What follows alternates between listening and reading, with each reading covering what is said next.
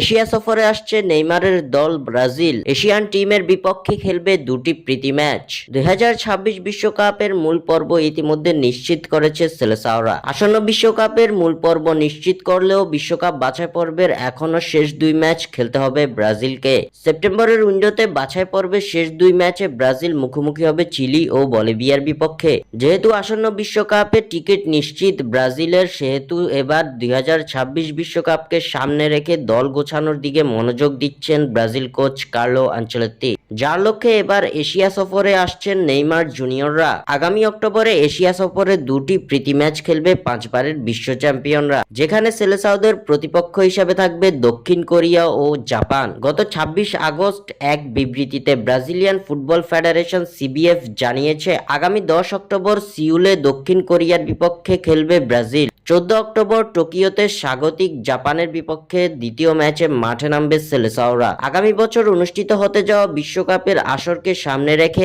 এখন থেকে শক্ত প্রতিপক্ষের বিপক্ষে খেলে নিজেদের কৌশল ও মানসিক প্রস্তুতি ঝালিয়ে নিতে চায় সেলেসাওরা।